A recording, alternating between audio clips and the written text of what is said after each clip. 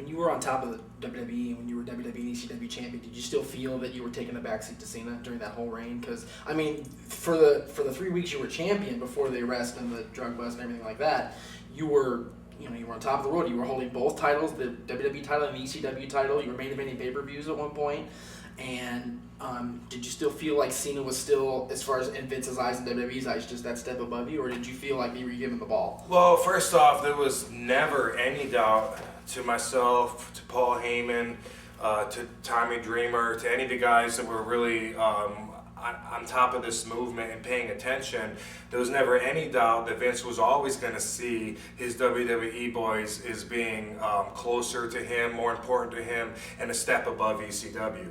The whole time since ECW came out as a third brand, it was always held down. It was always put on the back burner. There was always less put into it. When Paul and I were on an overseas trip before Paul left, on a nightly basis, we'd get together in the hotel room and just like pull our hair out at everything that happened that night to try to reduce the amount of impact that ECW could have. Here we were in Italy and England, and we had a chance, to be overseas to show these people, yeah, we brought ECW back. Here's this different product that we have. We want to show you what it's about. And they did everything they could to hold it back. Everything from even just from having tiny little letters or no mention whatsoever that ECW was on the card, to positioning on the card, to even like before the first ECW match, they'd make sure some SmackDown guys came out and fought with a chair all over outside the ring and everything without a count out. They did so many little things that maybe would go over people's heads that aren't paying attention, but it would drive us nuts, insane. We'd be so frustrated because we knew what ECW could be as an alternative, something different, and they were so not doing that, and it was so obvious that a lot of the agents resented ECW, a lot of the boys resented ECW. Get with the program. Vince bought it. It's now WWE's, get behind it. Let's make some money with it and quit trying to bury it. I mean, did they really bring it back just to kill it, just because it stood for anti-WWE back then? Because that's horrible business. Yeah, because it seems like now that the ECW brand, the ECW show is nothing more than just that, a third brand of WWE programming. And if you had to rate them, 1 through 3, ECW is definitely on everybody's list going to be like number 3, right? Nobody's going to say, well, I think that's the better of the 3 shows. No. How could they even think that? What they started doing when I was there was sending some of the top superstars from Raw or SmackDown to compete on ECW, thinking they're drawing more attention to it, and all they did was water the product down even more than it was, make it more confusing. Wait, who's in ECW? Am I in ECW? I didn't even know after a while, Yeah. Honestly, I was in my own world. I didn't feel like no more attention's being put on Cena, this or that, whatever. When ECW was there, when it first came out, and when I had the championship title, the spotlight was on me, and it was up to me to get people to pay attention. Nothing else mattered to me, really. I mean, that was the last time that it was really fun for me. How far into the re-debut of ECW did you decide after my contract's up? That's it. Well, it wasn't long into it, that I was contemplating that. I was burnt out. I wasn't enjoying traveling whatsoever. I loathe traveling. I still do.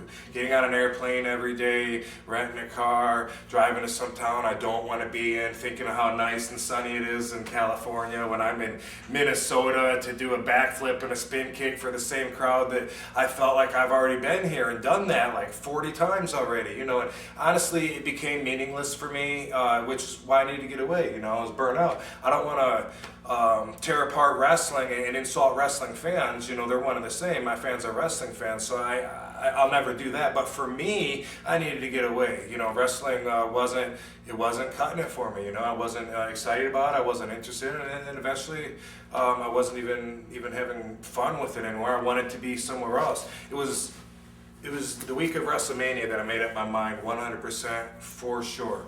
And I was on the fence about it, like I'd go back and forth. Gosh, I know I don't want to commit and re-sign and be thrown back into a prison sentence for another 2, 3, however many years, because that's what it's like.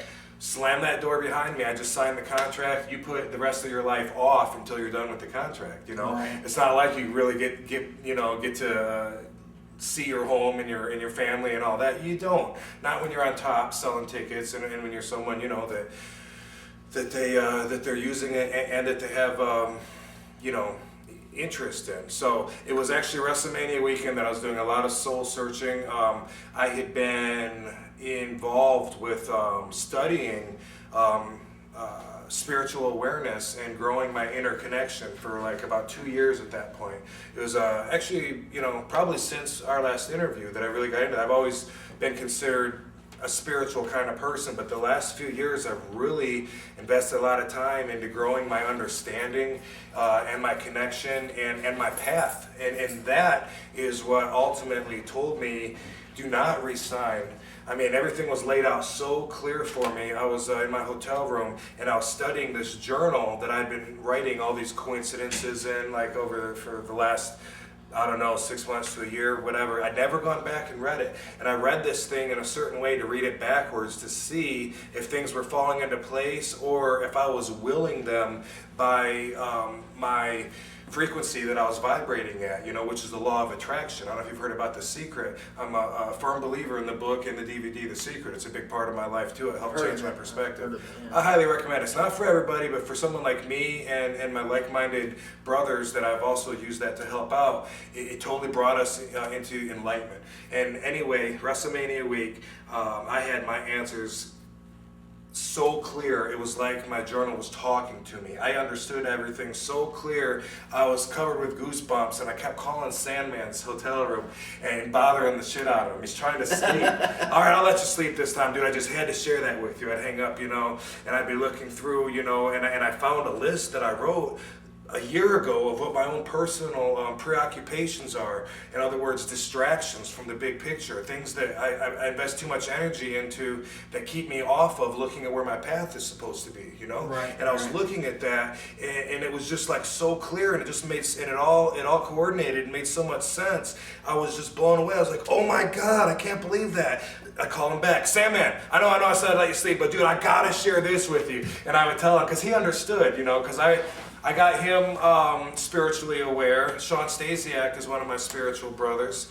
I have another one in Massachusetts, and like throughout the day we text each other messages or email just to check on people's energy. Hulk Hogan is a new spiritual brother of mine too. Really? Sometimes just for spiritual energy, just send like a little message, you know, he'll send one, I'll send one, whatever, you know, how's everything going? It's a great fucking day to be alive, isn't it, brother? Hell yeah, you know, what are you grateful for? I'm grateful for health, my family, this weather. What are you grateful for? Okay, great. Put us in that attitude of gratitude, which is really where you have to be to have your energy up, and in order to actually see what's there for you, the guidelines and bumpers of your path. It's all a study, but it's something that obviously, you know, I'm deep into, and I find commonalities with a lot of my other friends, and I've been able to help a lot of them through my own experience as well.